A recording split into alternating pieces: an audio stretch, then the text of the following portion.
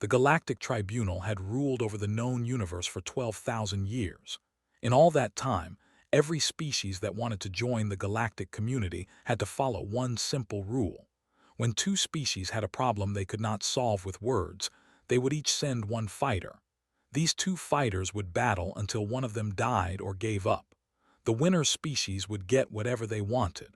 The loser species would have to accept defeat. It was clean. It was simple. It saved billions of lives that would have been lost in full-scale wars. Humanity had only discovered faster-than-light travel 18 months ago. They were bobbies in a universe full of ancient civilizations. They knew nothing about galactic politics. They knew nothing about the 1,000 different species that lived among the stars. They only knew that Earth had finally reached out into the darkness, and the darkness had reached back. The first aliens humanity met were not friendly. The Dominion controlled 32 star systems. They were insects, but not the kind that humans stepped on. They stood 8 feet tall on average. They had 4 arms that ended in blades made of the same material as their shells. Their bodies were covered in armor that grew from their own flesh. They could see heat. They could hear sounds humans could not imagine, and they had been warriors for longer than humans had existed as a species. They looked at humanity's small collection of colony ships and research stations and saw easy prey.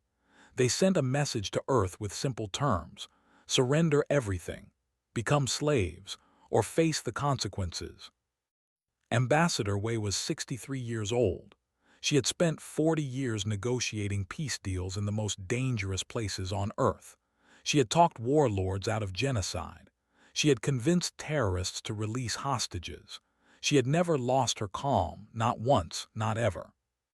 When she stood before the Galactic Tribunal in the Grand Forum of Axiom Prime, she felt true fear for the first time in her life.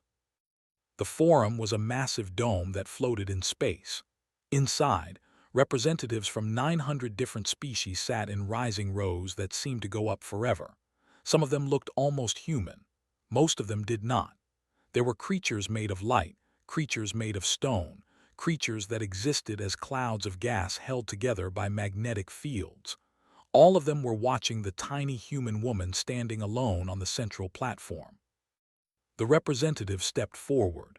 His name was High Commander, and he was the size of a small car. His mandibles clicked together as he spoke, and the translation device turned his sounds into words that could understand. "The humans have entered space that belongs to the Dominion," announced to the forum. "They have built structures on worlds we claimed 10,000 years ago. They have stolen resources that belong to us. We demand their complete surrender. All human colonies will become Dominion property. All humans will serve the Dominion. This is our right under galactic law." Stepped forward. Her voice was steady even though her heart was pounding. "We did not know those systems were claimed. There were no markers, no signals, no warnings. We will happily negotiate new boundaries and offer fair payment for any resources we have taken." Made a sound that the translator called laughter, but it sounded more like bones breaking. "Negotiate? You are insects. You do not negotiate with insects. You step on them." A murmur went through the forum. The insult was clear. They were calling humans lower than themselves, even though they were literally insects. The arbiter of the tribunal raised one of its 7 hands. It was a creature called a high, ancient beyond measure, and it spoke with a voice like wind through dead trees. "They have made their demands. Humanity may surrender or invoke the right of singular combat. There is no other option under galactic law." Had been briefed on the right. One fighter from each side. A battle to the death or surrender. If humanity won, they would have to withdraw their demands.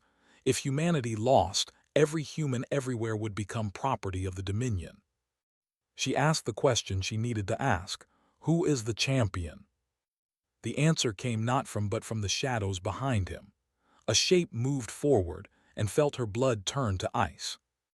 Supreme Blade, or was the greatest warrior they had ever produced. He stood nearly 9 feet tall, even bigger than. His 4 arms were longer than a human was tall, and each one ended in a blade that glowed faintly with some kind of energy. His exoskeleton was black as space and twice as cold. His eyes, dozens of them, all focused on with hunger.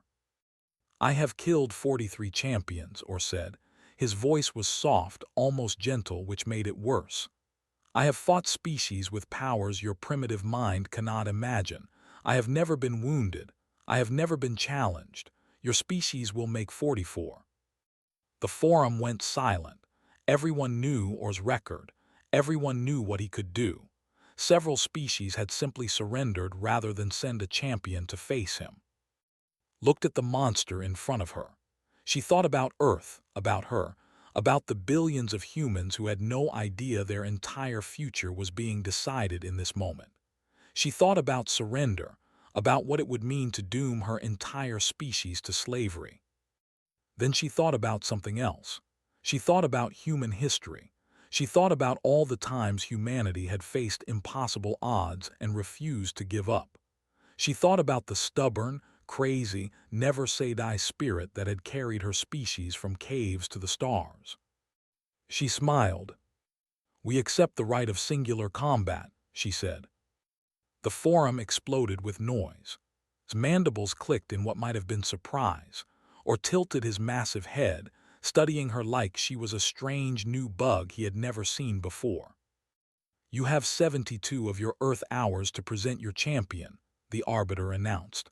"May the stars witness what follows." Walked out of the forum with her head held high. She did not let anyone see her hands shaking.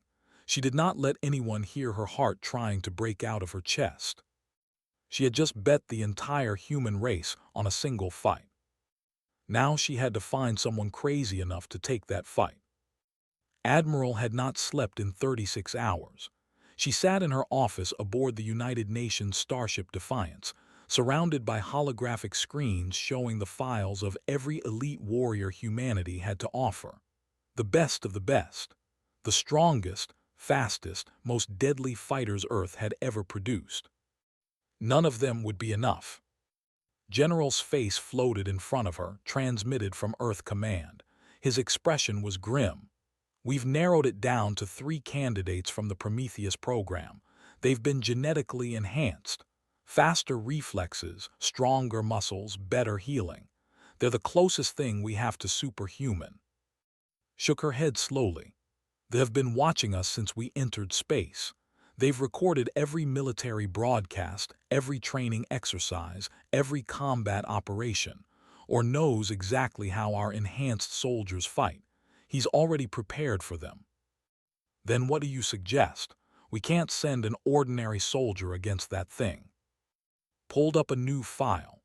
It showed a man in his early 40s with a face that looked like it had been used as a punching bag more than once. His hair was cut short in military style, and his eyes had the tired look of someone who had seen too much. "Gunnery Sergeant Cole," she said. 17 years in the United States Marine Corps. 4 combat deployments before we even reached space. 3 courts-martial, all charges dropped because he technically didn't break any rules. He just bent them until they screamed. Stared at the file. "You want to send a grunt, a regular grunt, against the most dangerous fighter in the known universe. I want to send someone unpredictable, someone who doesn't fight by any rule book, someone who has spent his entire career doing things that shouldn't be possible." Highlighted a section of the file. "Look at this. During the siege of Europa Station, his unit was trapped behind enemy lines with no ammunition and no support.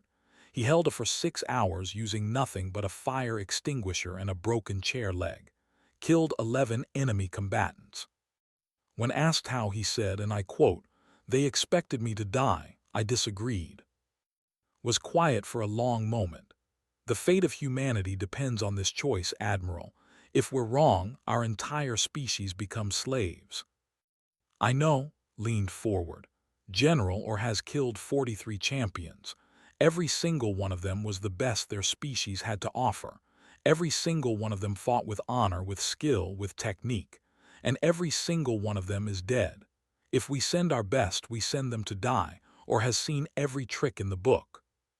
So what's your plan?' Smiled, but there was no humor in it. We send someone who has never read the book, someone who fights like a cornered animal, someone who is too stupid or too stubborn to know when he's supposed to lose. And you think this Cole is that person?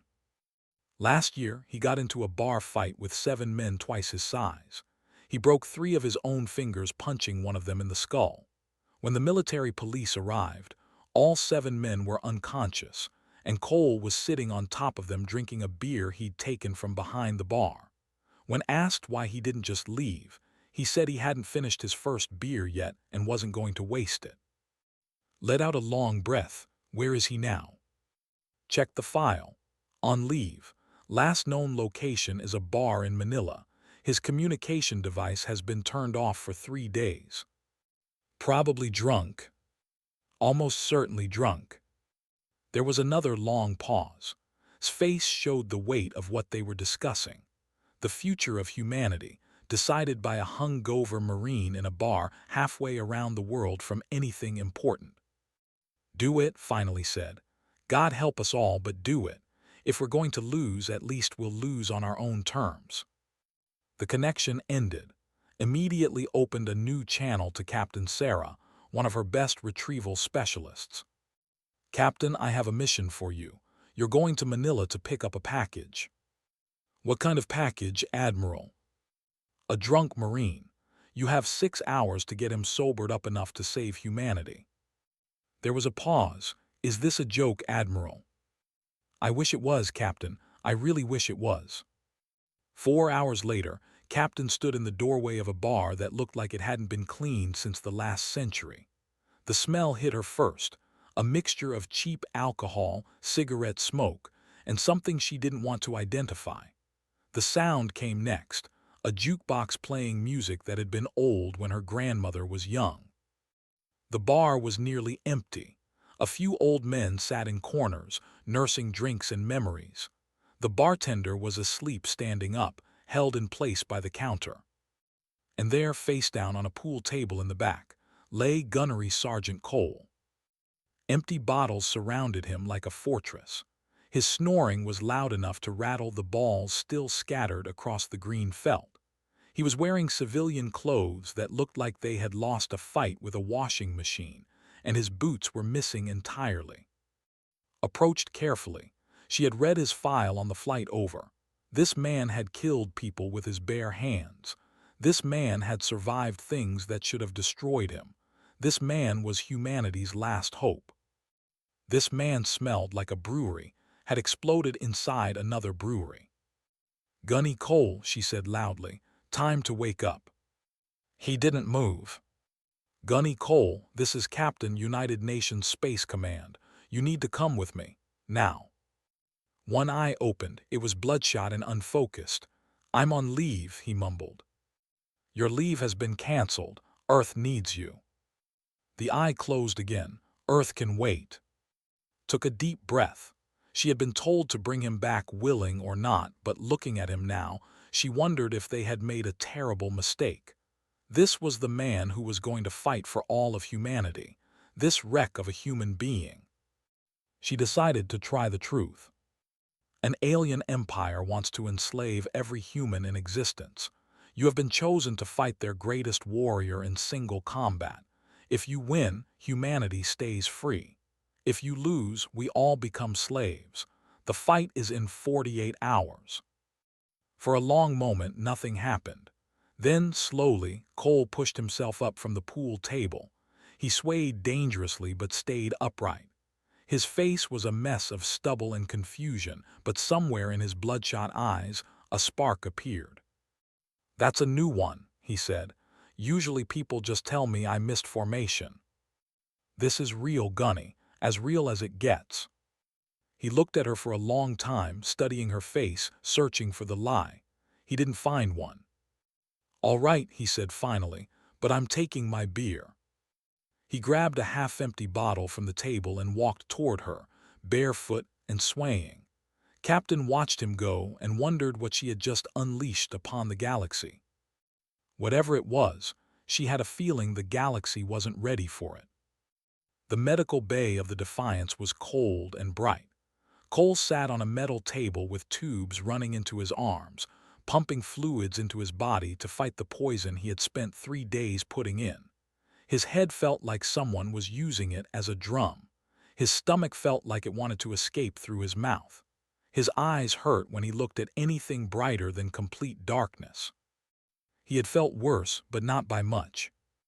Doctor stood in front of him with a scanner, shaking her head at whatever she was reading. Your liver is working overtime. Your blood alcohol level is still above legal limits. You have what appears to be the beginning of 3 separate vitamin deficiencies. How are you still alive? Spite mostly replied, and practice. Admiral entered the room with a tablet in her hand. She looked at like she was trying to decide if she had made a terrible mistake. He was used to that look. He had seen it on the faces of commanding officers his entire career. Gunny Cole, she said, do you understand why you're here? Space Bug wants to kill me. If I win, humanity doesn't become slaves. If I lose, we do. He shrugged, then winced because shrugging hurt. Pretty simple. It's not simple at all, or is the most dangerous fighter in the known galaxy. He has killed champions from species that could crush you with a thought. He's faster than you, stronger than you, better armed than you. By every measurement we have, you should not be able to beat him. Nodded slowly, so why am I here? Set the tablet down and looked him in the eyes. Because you don't fight fair, because you don't give up, because every time someone has told you that you can't do something, you've done it anyway just to prove them wrong.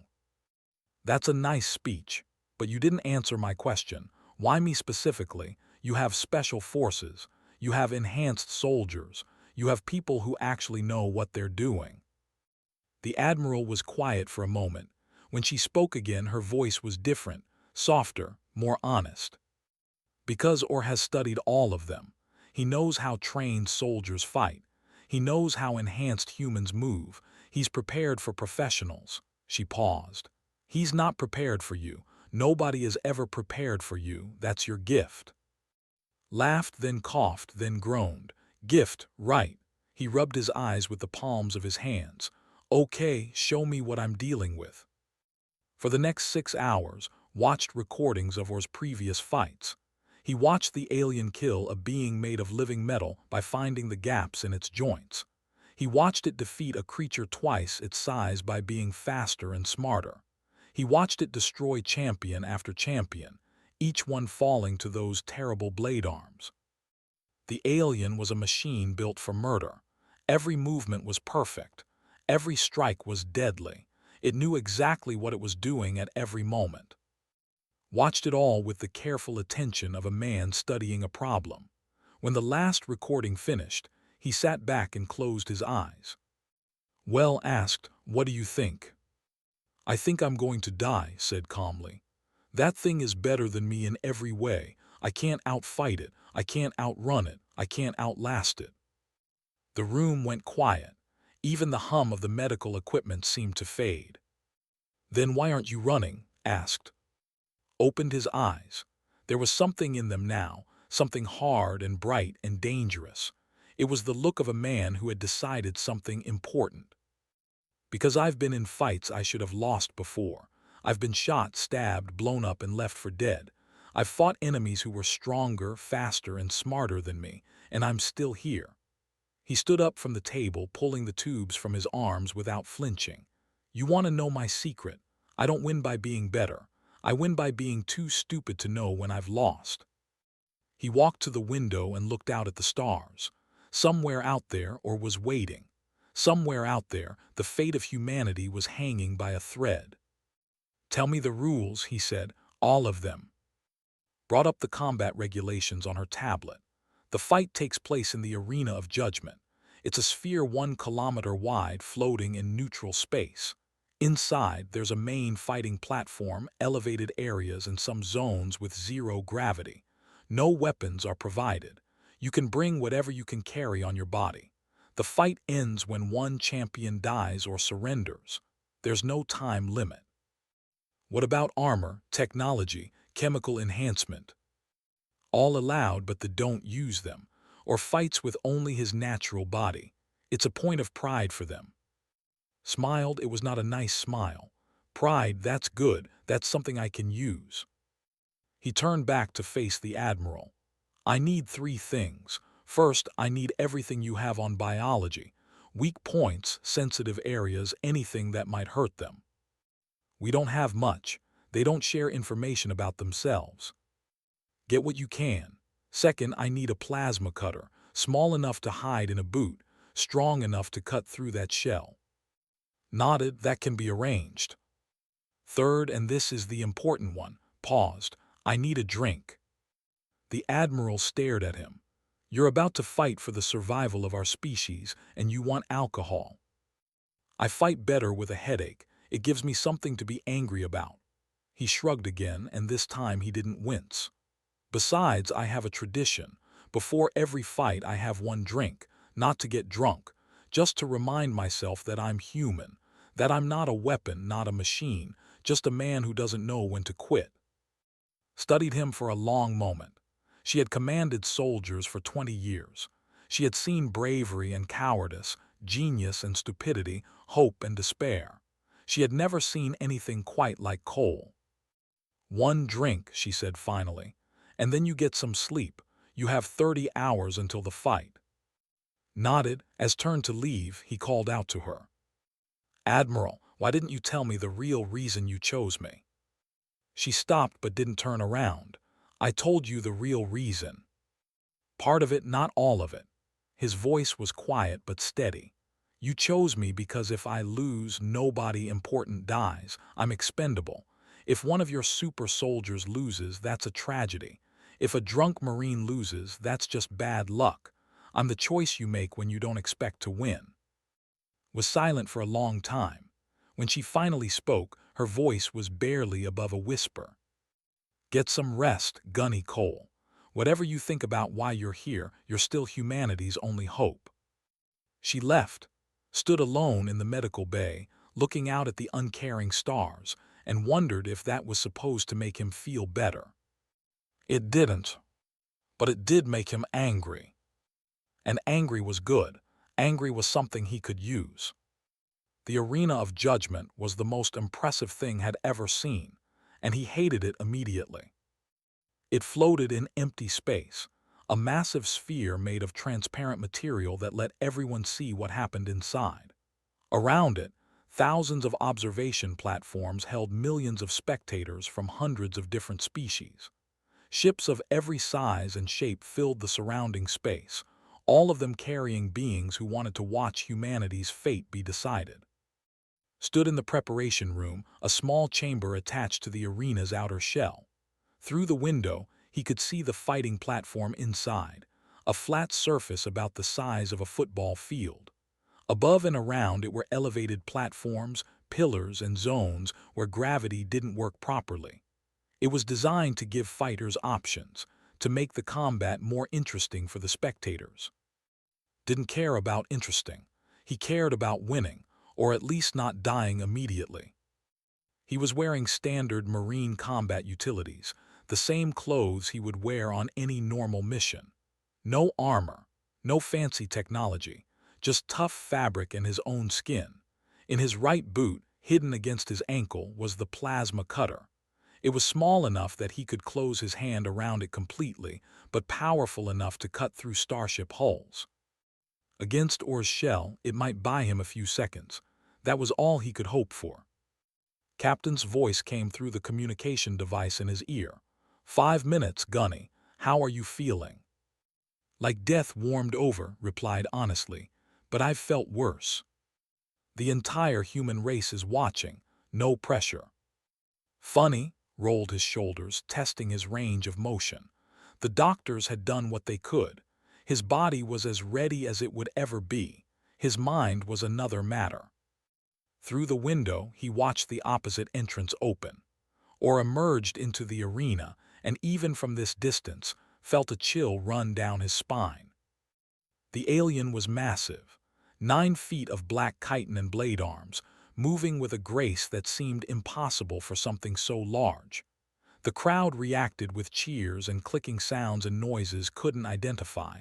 or was popular, or was beloved, or was the greatest champion that had ever produced, or raised all four of his arms to the crowd, already celebrating a victory he considered certain. His door opened. He stepped out into the arena. The noise hit him first. Millions of voices, most of them making sounds he had never heard before. He couldn't tell if they were cheering or jeering, and he didn't care. He walked toward the center of the platform, where Or was waiting. The alien turned to face him. Those dozens of eyes focused on with an intensity that felt physical. The translation device in his ear converted Or's clicking sounds into words. This is what humanity sends, this small, soft, pathetic creature. Or's voice was full of contempt. I expected something more. I expected a challenge. Stopped about 50 meters away. His head was pounding. His stomach was churning. The lights were too bright and the sounds were too loud, and everything hurt. He was exactly where he wanted to be. Yeah, well, he said, I expected a decent hangover cure and a quiet morning. We're both disappointed. Or made a sound that might have been laughter. You joke. You face your death and you make jokes. Is this human courage or human stupidity? Both, probably. Squinted up at the alien. Can we get this started? I'd like to finish in time for lunch. The Arbiter's voice echoed through the arena, coming from speakers everywhere at once. Champions, you fight for the honor of your species. The combat ends when one of you dies or surrenders. May the stars witness your battle. Begin. Or moved. Had watched the recordings. He knew the alien was fast, but knowing and experiencing were different things. One moment Or was 50 meters away. The next moment he was right there, all four blade arms raised for a killing strike that would cut into pieces. Time slowed down. Had felt this before in combat, in moments when death was close enough to touch. His body moved without thought, dropping toward the ground as the blades swept through the air where his head had been. And then something happened that nobody expected. Vomited. The combination of his hangover, the stress, and the sudden movement was too much for his stomach. He dropped to his knees and threw up on the arena floor, his body convulsing with the force of it. Or's blades cut through empty air. The alien's momentum carried him past, and he had to spin around to find his target again. By the time he did, was already moving. Still on his knees, still covered in his own sick, pulled the plasma cutter from his boot. Or was turning, bringing his blades around for another strike, leaving his side exposed for just a moment. Lunged forward and jammed the plasma cutter into the gap between the plates on Or's middle section. The alien screamed. Not in pain, the intelligence briefing had said didn't process pain like humans did. It was a scream of rage, of disbelief, of insult. This was not how champions fought. This was not honorable combat. Twisted the blade and felt it bite deeper. Surprise, he growled. Or's upper left arm came around in a blur. The flat of the blade caught in the chest and sent him flying across the arena floor. He hit the ground hard, rolled, and came up spitting blood. 3 ribs broken, maybe 4. His plasma cutter was still stuck in Or's side. He had nothing left but his fists.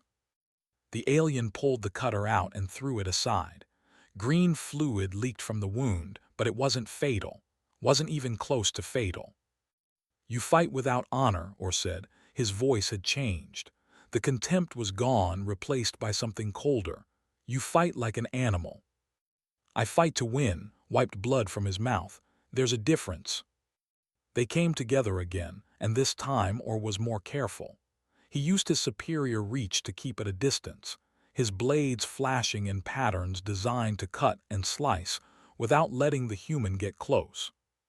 Took wounds, a slash across his shoulder that went deep, a cut on his thigh that made his leg weak, a gash across his forehead that sent blood streaming into his eyes. But he didn't fall. Every time Or created distance, closed it. Every time the alien tried to set up a killing blow, was there, inside his guard, hitting and biting and clawing at anything he could reach. He headbutted one of Orr's compound eyes. He heard something crack. The alien backhanded him across the arena and felt more ribs give way. He hit a pillar and slid down it, leaving a red smear on the white surface. His left arm wasn't working anymore. The tendons had been cut at some point. He couldn't remember when. He got up anyway. "Stay down," Orr commanded. There was something new in his voice now, not quite respect, not quite fear, but something close to both. "You are defeated. Your body is broken. There is no shame in surrender." Laughed. It came out as a wet, bubbling sound. He was bleeding inside. He probably didn't have much time left. "I've felt worse," he said. "It was a lie, but it was a good lie. My second wife hit harder than you." He charged. The crowd went silent.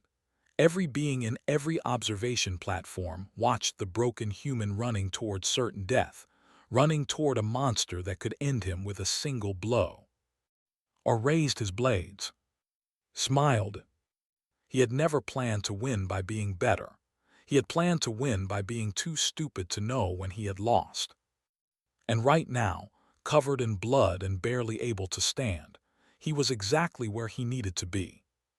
The final charge lasted 4 seconds that felt like 4 hours.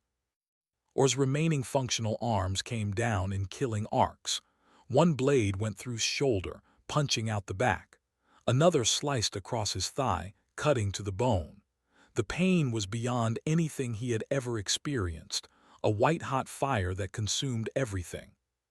But didn't stop. He couldn't stop. Stopping meant death, and not just for him. Stopping meant every human everywhere would spend the rest of their lives as slaves. So he kept going. His right hand found what he was looking for. The plasma cutter was still where Orr had thrown it, lying on the arena floor just a few feet from where they now stood. Had seen it when he fell against the pillar. He had planned his charge to bring him here. His fingers closed around the handle. Orr realized what was happening a moment too late. He tried to pull back, but was already inside his guard, already pressing against his chest, already pushing the plasma cutter into the same wound he had made before. This time he didn't just stab. He pushed until his arm was buried up to the elbow in the alien's body. He felt the cutter hit something important, something that pulsed with life. He activated the blade. Orr's scream shook the arena. Green fluid sprayed everywhere. The massive alien staggered backward, pulling free of his grip, his blade arms flailing wildly at nothing. Then slowly, Supreme Blade Orr of the Dominion fell. He hit the floor with a sound like a building collapsing. His limbs twitched once, twice, and then went still. His dozens of eyes flickered and went dark. The arena was silent. Millions of spectators from hundreds of species sat in stunned disbelief. Nobody spoke. Nobody moved. Nobody even breathed. Then the Arbiter's voice came through the speakers, sounding as shocked as a being of pure energy could sound. "The combat is concluded. The human champion is victorious." Stood over Orr's body. He was covered in blood, both red and green. His left arm hung useless at his side. His shoulder had a hole through it. His leg was barely holding his weight. He had more broken bones than whole ones.